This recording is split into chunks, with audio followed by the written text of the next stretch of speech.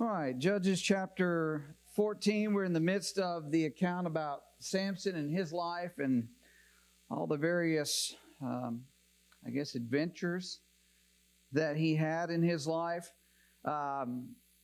Remember that his desire was to marry a Philistine woman. He had gone down there, he and his parents.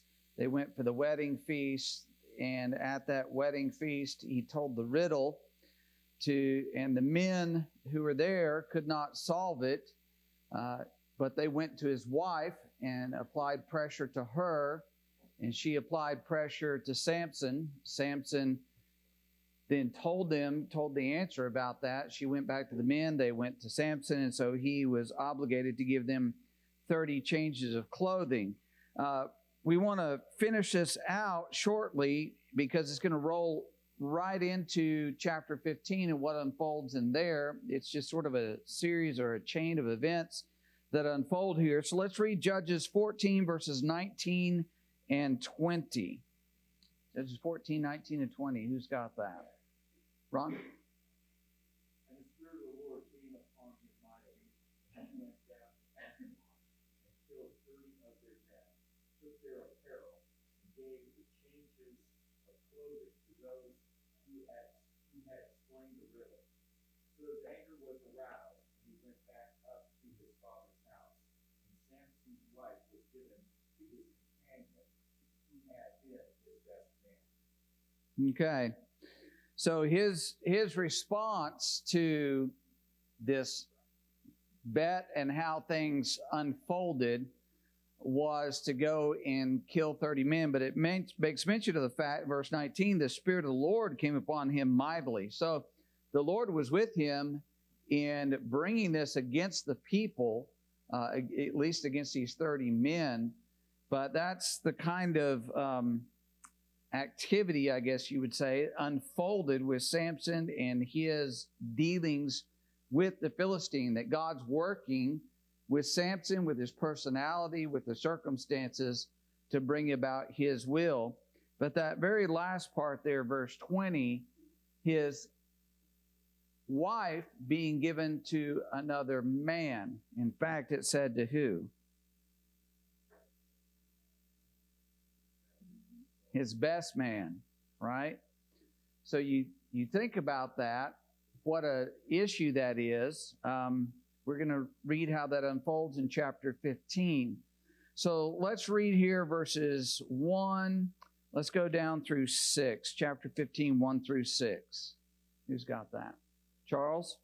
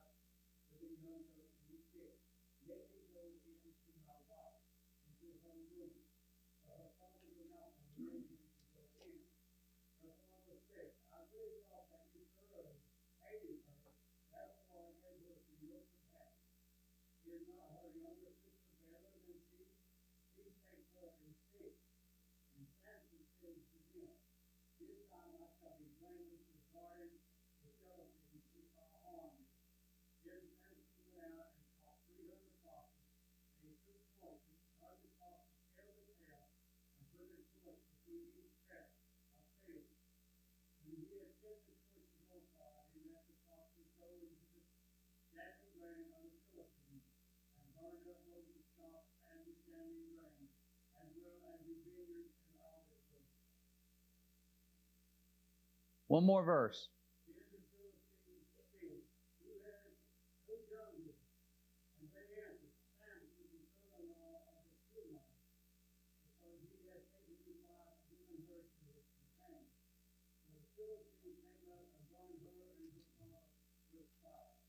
All right.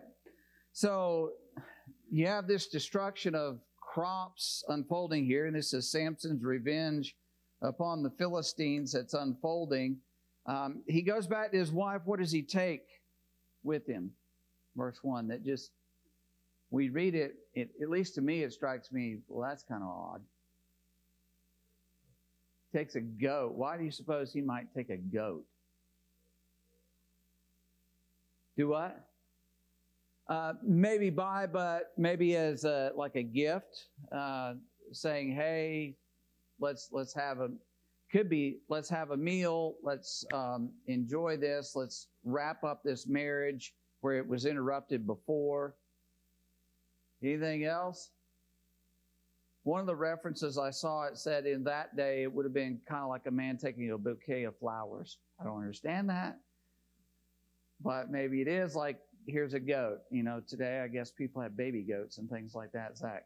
For the record, that would be the same difference for Okay. heaven. It's like bringing a puppy home. Yes. Yes. But anyways, it's whichever way that is, it's put in there to say that Samson is making a sincere effort to go. He really does want this woman who is his wife. He wants to go down. He wants to take her as his wife. He wants to have that relationship. He's over that momentary anger, frustration over what unfolded at the wedding feast originally. He's ready to move on, is the idea.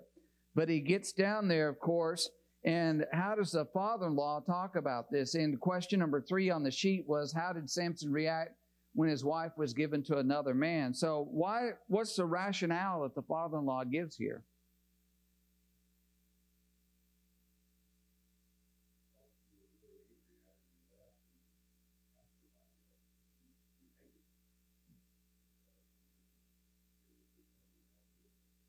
Why would he think that Samson hated this woman, his daughter?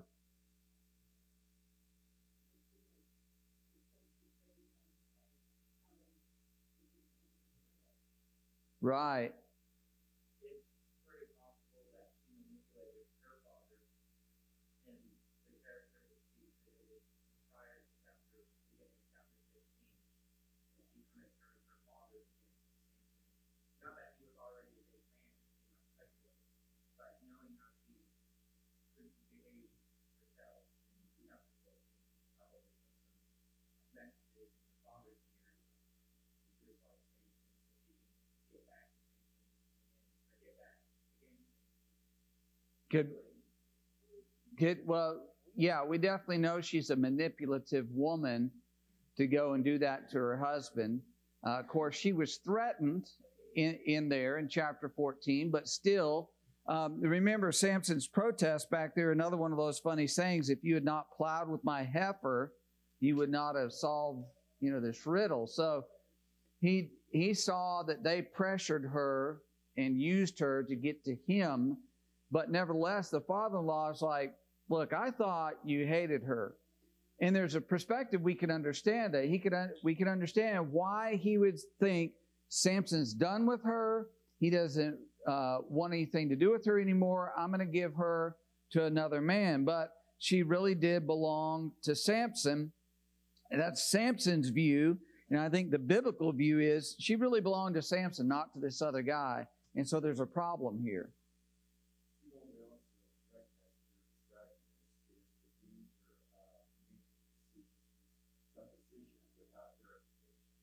Right. The father-in-law didn't check with Samson. He just put 2 and 2 together, so to speak, and decided this is what I'm going to do. Also shows about these emotional types of situations where they're making decisions based on emotion in part here that's clouding the judgment, that's leading to these suppositions. You know what? I'm going to give her to this other man, because it was a tense time in what had unfolded there at that first wedding feast. And so, again, what is Samson's reaction to all of this?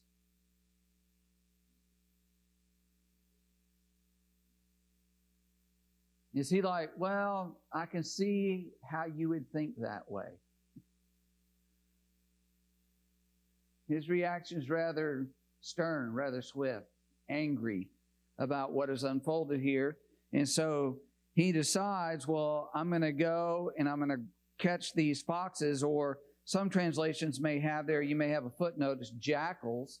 It's the idea, because my understanding is that foxes generally are lone animals, lone creatures. Jackals go in herds, and so it's probably a reference to a jackal here that he was able to gather up a bunch of them. But anyway, he puts the fire between their tails and turns them loose, it says, in the standing grain and the vineyards and the olive groves, and it burns them up. So what's the issue there?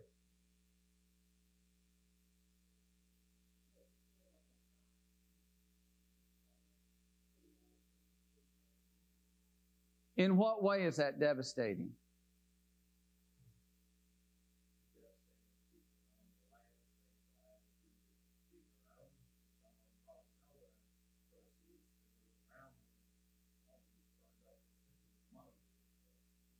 Right, exactly. This is what an army would be apt to do, to go in and destroy the crops, or very often armies back in that time, they would go in at harvest time and steal the food. But it's taking away, and so this is very serious here. It's not as though they could just have another crop on hand, and now if they have the resources, they have to go buy grain from somewhere else to sustain themselves, as opposed to having it, harvesting it themselves, maybe making some money off of that. And so they see this as a very serious issue, Hannah.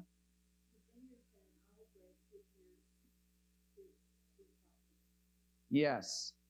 Yes. So you think about those annual crops with the grain, but then the vineyards and the olive groves, you're talking about multi-year destruction.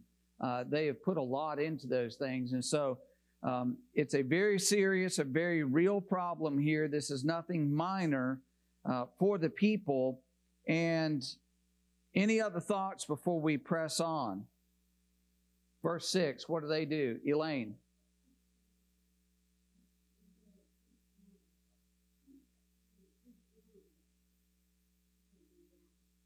Mm-hmm.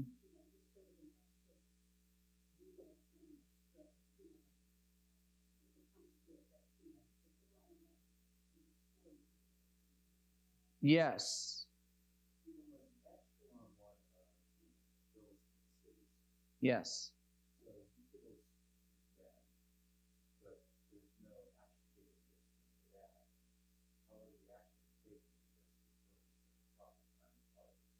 Yes. Yes. And so to Ron's point, he had killed 30 men before and taken their garments. Presumably somebody would know about that. Maybe it is that he caught 30 and nobody knew, and they just walk up, there's 30 dead men, they don't have any clothes, and it's weird. But he took them all. But they had to know, you would think word got around about that. Here he is, he shows back up, he burns the crops, and now they're fired up about it. What's odd about his reaction here? Is there anything like, why would he do that?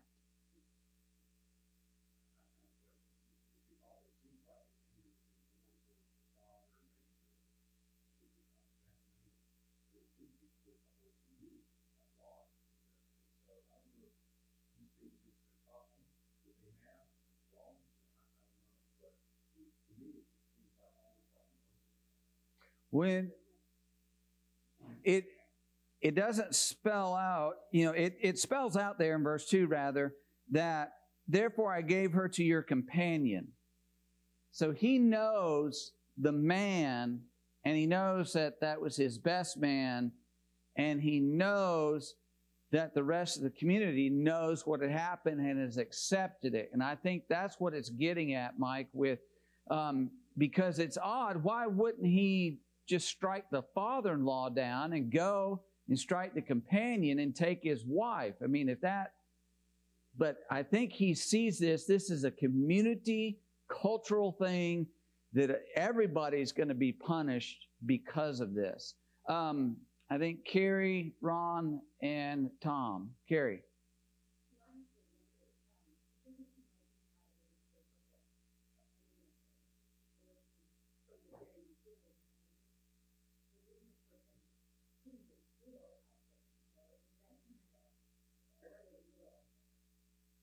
It's competition.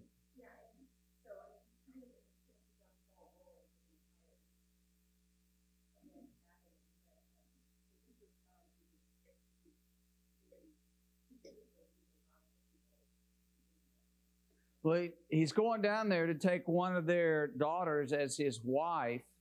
I think he does see himself as superior to them, and there's this tension, conflict among them. And God uses that in this overall story that unfolds here. Ron?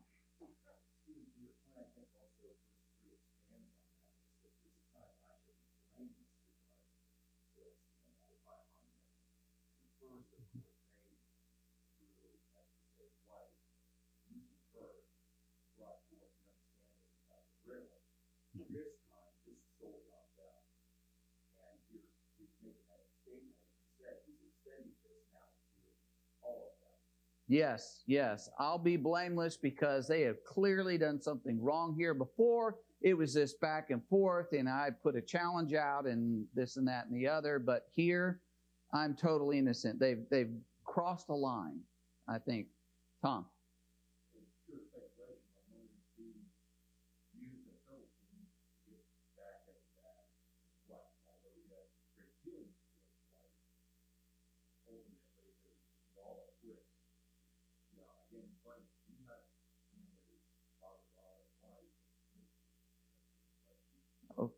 Okay, okay.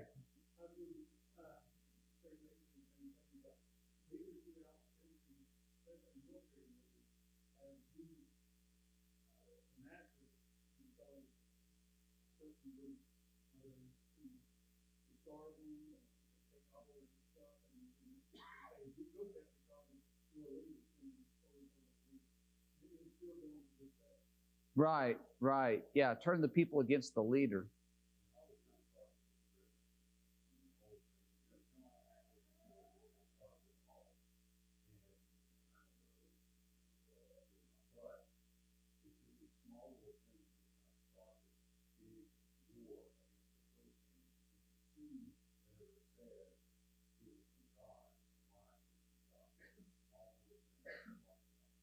Mm-hmm. Zach, did you have something? So, circling back to this, he strikes against the Philistines in general, and he strikes against those crops, the olive groves, the vineyards and stuff. And then the Philistines, they don't go after Samson. They go after the father and the wife, and they end up killing them. And so, whether that is Samson's ploy and he knows that's going to come back on them, or if it's them saying, here's the trouble in our community where before they accepted it, but now that there's an issue, we're going to take it out on them. In my mind, it's illogical, but it's the way people behave when things go bad, where before they just let it go, it's whatever. But now that there's a problem that's come up, they strike out against the father-in-law instead of as a community before saying, wait, you gave her away as a wife to another man. You can't give her to this guy. You know, even though we maybe don't like Samson, they didn't have any compunctions about it evidently. But now that their crops are gone, okay, we have to blame somebody. It's you. And they end up taking their life. Because it just seems weird. Samson doesn't go against the father-in-law, but then the Philistines don't go against Samson. It's causing a whole lot of issues and problems that people act weird, I suppose, when the troubles come. Any other thoughts there, Logan?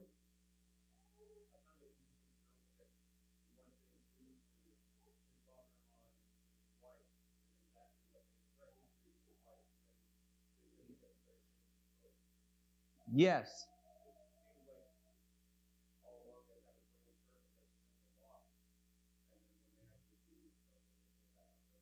Yeah, you have this relationship with Samson, and we're coming after you over it.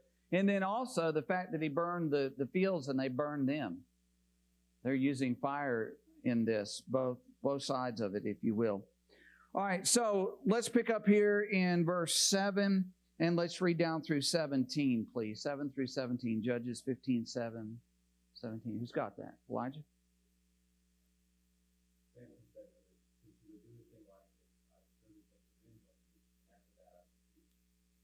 the attack had taken 5 of the greatest ones, and went down the road and swept the rock of Egypt. Now the Philistines went up and came to Judah before themselves to Judah. And the men of Judah said, why have you come up against us? So they answered, we have come up to arrest Samson to do the things he has done us. Then 3,000 men of Judah went down to the cleft of the rock of Egypt and said to Samson, do you not know that the Philistines rule over us?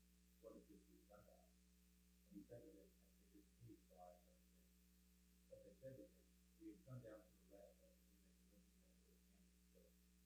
And Samson said to them, swear to me that you will not kill me yourself. So they told him to say, no, if we try to secure you and deliver you into their hand, but we will surely not kill you. And they bound him with 2 new ropes and brought him up to the rock. When he came to Lehi, the Philistines came shouting to him, for the Spirit of the Lord came mightily upon him. And the ropes that were on his arms became like flax that he burned with fire, and his arms broke loose from his hands. He found a fresh jawbone of the donkey, and he shouted to him and took it and killed 1,000 men. Then Samson said, with the jawbone of the donkey, peace upon you. With the jawbone of the donkey, I have slain 1,000 men. And so it was when he had finished speaking that he threw the jawbone from his head. They called that place Ramoth Lehi. Okay. So here he is. He's attacked them, attacked their crops. His father-in-law and wife were dead. And what's his attitude about that? Verse 7. How does he view that kind of action?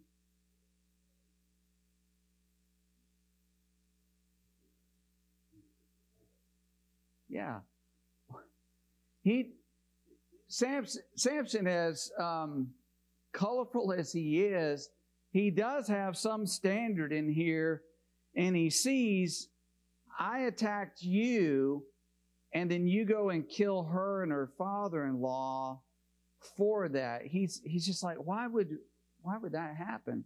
So seeing that problem with it, he decides he's going to take revenge, which he specifically says he's taking revenge because of this. That tells you maybe a little bit about his attitude toward his father-in-law and his wife.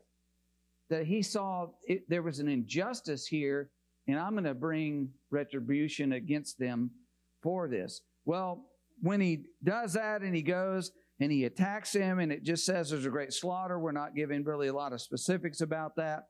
But then it gets to this point that he goes and he hides in the territory of Judah. And how do the people of Judah respond to that? What happens with the Philistines, and how does Judah respond?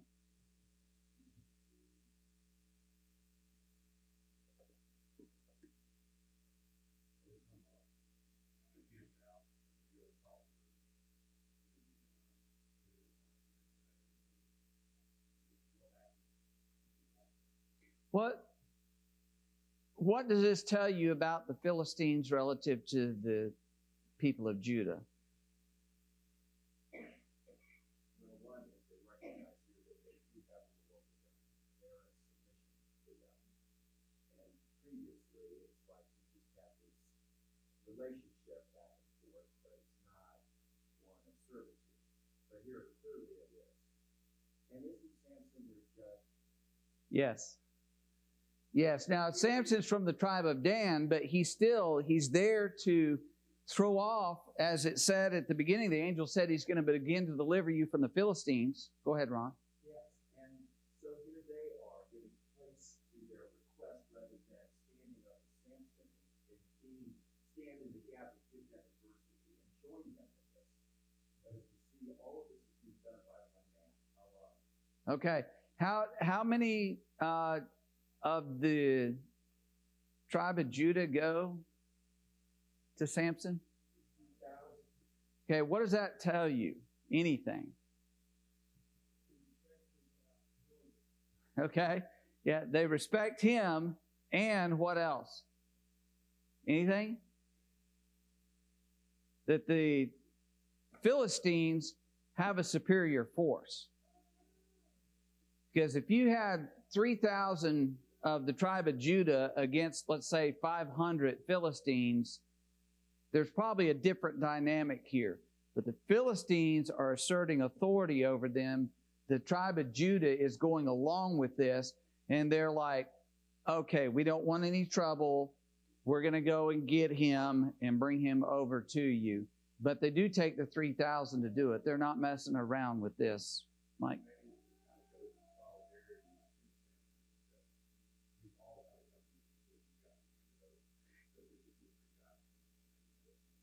Right, yeah. And we as a community are telling you this is what's going to happen. We don't want any trouble over your actions.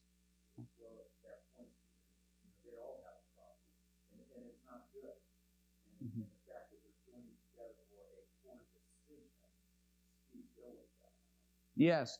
The right thing for the tribe of Judah to do would be like, let's go get Samson, let's go fight. We need to fight these people. But they're not doing that. They're accepting their subjugation. Remember, in this account, which is different than the other accounts, they don't cry out to God for help. There's no appeal to God for deliverance here. They've accepted their situation, is what this is showing us. And God's trying through Samson to show them it doesn't have to be this way. You need to throw off this yoke.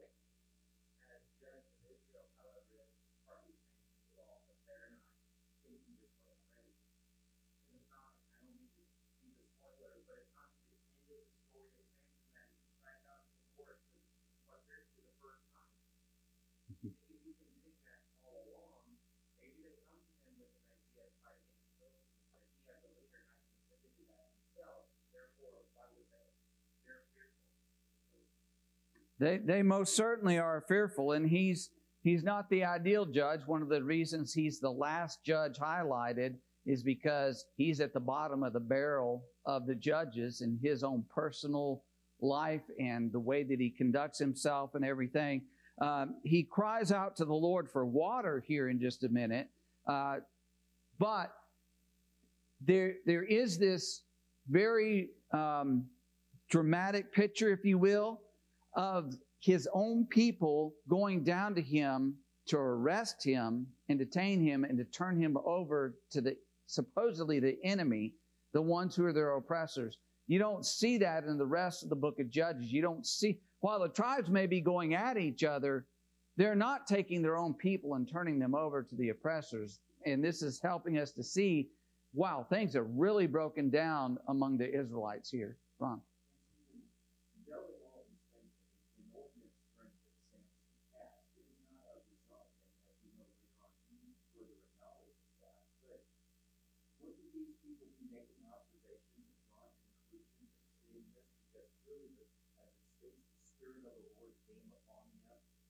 Right. Okay, so to Ron's point about you would think they would recognize with his inordinate strength, his powers, his abilities, that the people would recognize, well, God has to be with him and we need to be on his side because God is using him and God is directing him in these things. When you see stories of Samson, whether it's the little kids or some type of ridiculous interpretation on TV, how do they always picture Samson? How is he depicted? He's depicted as like a massive bodybuilder. I'm going to submit to you, I don't think Samson looked like that at all. I think he probably looked more like me, a thin, smallish guy that is, you look at him, you wouldn't think he's got this amazing power, because otherwise it diminishes God working through him. If he is this big, huge, bulky guy, you would think, well, that's because of his strength. But my picture is he's just a regular-looking guy, average-looking, but he's got an incredible strength because God has given him that strength. But be that as it may, here it is. He's gone down for refuge because he knows the Philistines are going to be angry after this great slaughter that unfolded. They come up to Judah, the tribe of Judah, the 3,000 men go out there to him, and Samson then appeals to them in what way?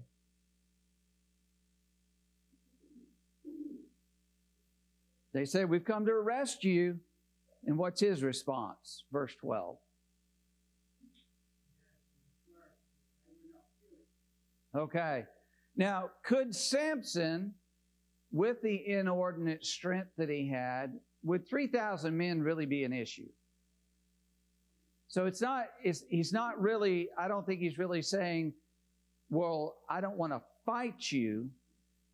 He's thinking they might slip up on him and kill him while his guard's down. Because the ropes, obviously, that they put on him are not a prop. That's not the issue. He's not thinking, well, I'm going to be bound. I'm going to see you coming to attack me, because he can break that. The idea is that while they're traveling along, maybe, that they just sneak up behind him and take him out when his guard's down. And he's saying, just, you promise you won't kill me? Okay, I'm good. Tie me up, take me down. Because he knows the ropes aren't going to be an issue. That's his confidence at this point. So they do that. They take him down there. Of course, how do the ropes become? Verse 14.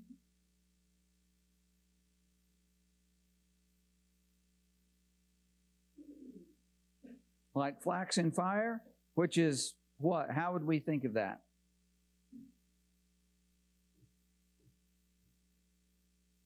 Just like a thread in a fire, right? It's just gone. What it's saying is these new ropes that would have been strong, it's not like they're worn out for use and they're frayed. I think all of us, like a shoelace maybe, you fray that shoelace and one day you're tying it and pop, there it goes. It's not because the ropes are worn out. It's because he has his strength. Ron? Yeah, just right. It's gone. There it is. It's gone. So he pops them. He goes. And verse 15 is the odd thing. Why is it odd?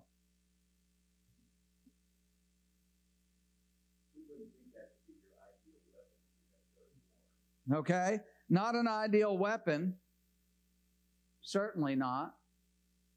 Anything else?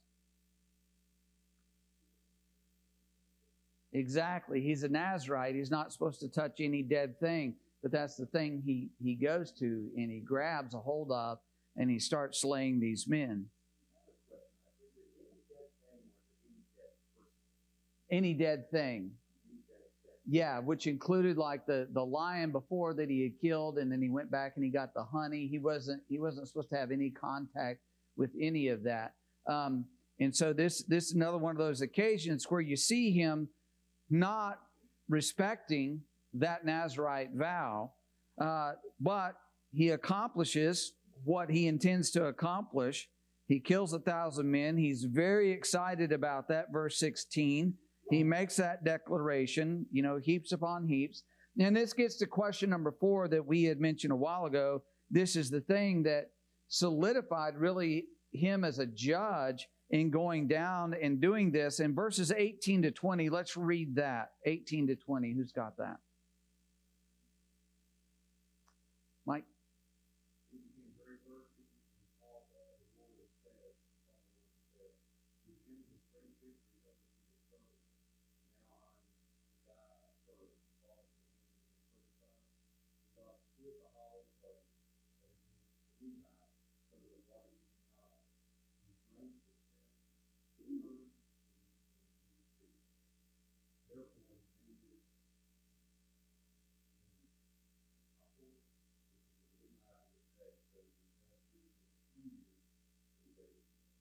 All right, so what do you see in this crying out to the Lord because of his thirsts and then the water being given?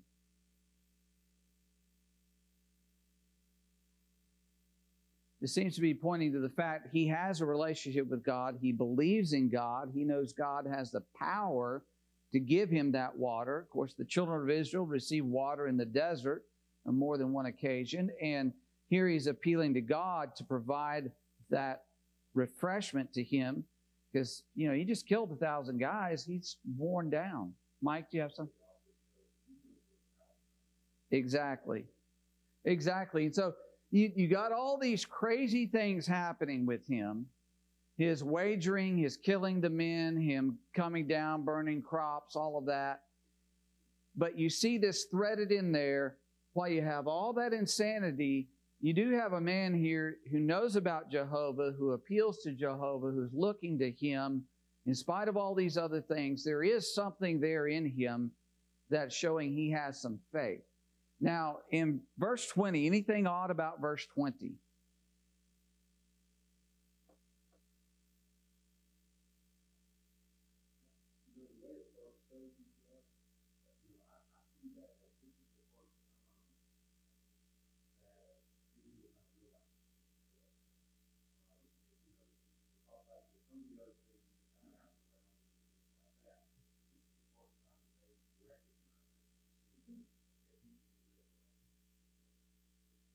Okay, yeah, I think that's right, that at this point now, when they've delivered him and they knew he was tied up and they knew there's this force of the Philistines and he killed 1,000 of them, obviously that story gets out that, okay, this is the guy.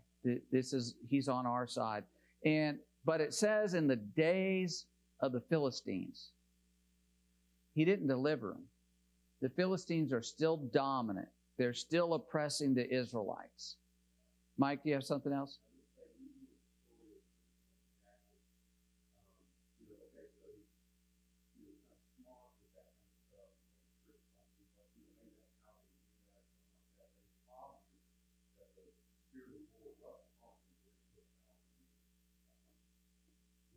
With a jawbone of a donkey. Yeah, it's not a sword, it's not a dagger, not a spear. He's got just the jawbone of a donkey. So anyway, all right, let's read chapter 16, 1 through 3. Who's got that for us? Go ahead, Zach. Samson went to Gaza, and there he saw a prostitute, and he went into her. The Gazites were told, Samson has come here, and surrounded the place, and set hands upon him all night to the city. They kept quiet all night, saying, let us wait till the light of the morning, then we will kill him. But Samson lay until midnight, and at midnight he arose, but opened the door to the gate of the city, and the two posts, and pulled them up, bar and all, and put them on his shoulders, and carried them to the top of the hill that was night. Okay, so he goes down and visits the harlot. He goes down to Gaza, and Gaza even today, it's along the southwestern edge of the land of Canaan. It's there on the seaside. And it says that he goes in, and the word gets out, so they camp out at night waiting on him. Evidently, they're nervous about going and actually confronting him. You would think, well, if they know exactly where he is, why wouldn't they just go and surround the house and all of that? But what are they wanting to do?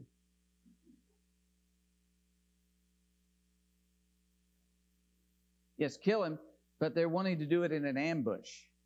They want to catch him off guard, because if they surround that house and, they start banging on the door or whatnot, they know he's going to be alert, and they've already had the experience of he's not to be messed with.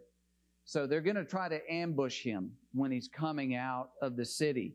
So they're doing that. Somehow Samson finds out about it. It's not given to us how. So the gate's shut. They think everything's okay. We're going to be good. And what's the amazing thing here? What? The post and all. Like, the posts are down in the ground. And he picks up the post, the gate, the bar. Some of the things I read, this could have been an iron bar that secured that. It could have been a big wooden beam that secured it. But you think about this huge gate. He just picks it up and he carries it for some distance. And there's some question about how far away that is, whether it's like 10, 15 minutes going uphill, or if it's 10 or 15 miles, however far that was. He carries it up there and he sets it up there. And so they obviously see the next day, oh, wow, look at what he was able to do. So that's an intimidating factor, which is going to fold into this next story with Delilah. They want to know, how does he have this strength? So his combat skill before wasn't just a matter of, well, he's a super ninja kind of guy. No, this is power. This is actual physical strength. We want to know the secret to that. So it just furthers his reputation among the people. But the thing that I want to get to, It's question number 5. I asked, what work of the flesh weakened Samson? And I asked you to list some warnings from the Proverbs about this sin. So it's this, and it's going to be with Delilah, the same thing. The story, I think, from the beginning of Samson to the end of Samson is all like, he has a problem with what? With women. He has a problem with women. He's susceptible to the lust of the flesh. And it gets him in trouble again and again and again. So any Proverbs warnings you have on that?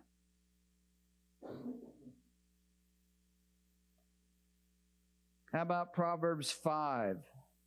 Proverbs 5, verses 1 through 6. Who will read that for us? Proverbs 5, 1 through 6.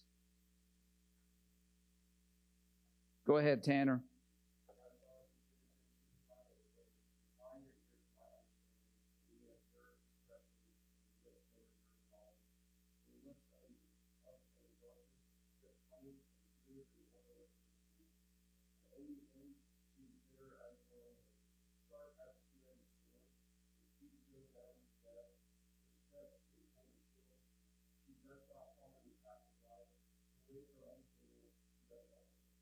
Okay. So that's one of multiple places in the Proverbs and then many other places in Scripture that warns against sexual immorality, whether that is with a harlot or whether that's with an adulteress. However it is, it says stay away because there's only one end in that. That's death and destruction. Pain and suffering and bitterness is at the end of that road. Don't go down it.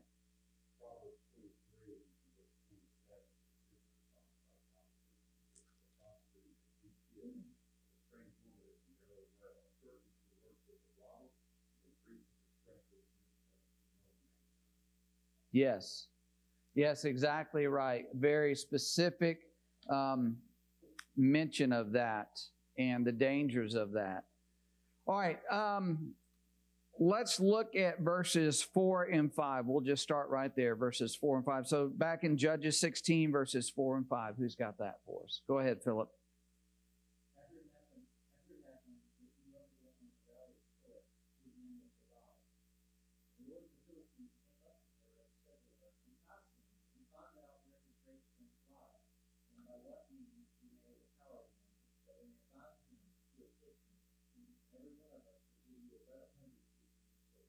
All right, so let's break that down a little bit.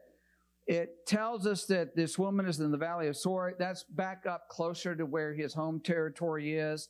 And her name is Delilah. And so that when it says he loved this woman, how do you read that, knowing the rest of the story? Well, he lusted for her for sure. Did he have anything more than just a lust, do you suppose, with this Delilah? Because he puts up with a lot going down through, but it says that he had this love for her, and he goes to her, and obviously they have this relationship that is known. It's been established, so this is over time. Even though we just have it mentioned in verse 4, it's been some time because the lords of the Philistines know they can go up to her and talk to her, that she's going to be seeing him again, and through this relationship leverage that to find out how do we get rid of this guy? He's a problem to us. So, lords of the Philistines. Does anybody know how many lords of the Philistines they had? They had about 5 lords of the Philistines of their 5 main cities, like the Ashkelon would have been one of them, but they had 5. So they're offering her 5,500 pieces of silver. We don't know exactly how, what the sizes of the pieces of silver are or whatnot, but it's put there to indicate to us that she's getting a huge payday here. They're offering a massive financial incentive to find out what is the secret of his strength. And what is it that they want to do with him? Verse 5. Bind him and afflict. What is that?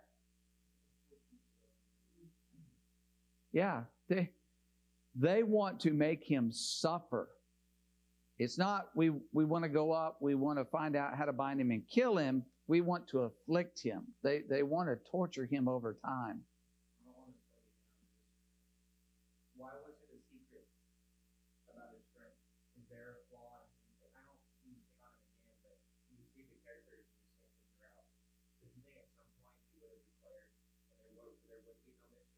Or do they mean secret is that they kind of know, but they want him to say, the Lord is my strength? I mean, it's in his hair, but it's not in his hair. So like, why is there this cryptic? They don't know. I couldn't fully explain why they don't know.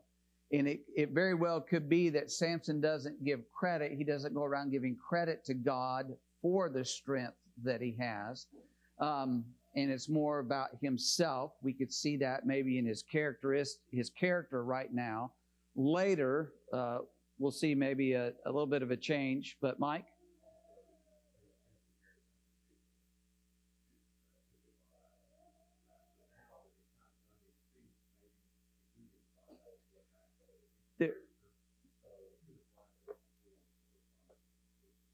Yeah, they want to know. They obviously see he has strength that he shouldn't have. There must be something there. We want to find out what that is that gives it to him, to figure out a way to counteract it so we can capture him, torture him, make an example maybe of him. But yeah, so huge financial incentive. And I'm just going to cut it off right there, just like a minute or so. And think about it as you go down through here, this dynamic between Delilah and Samson, and his perspective on what's happening, and then her perspective versus what she actually tells him. So let's be ready to study that. Go ahead and do the next lesson. If we are able to get into it, we'll jump into it next week. But Lord willing, let's go ahead with Judges 16 and Samson and Delilah.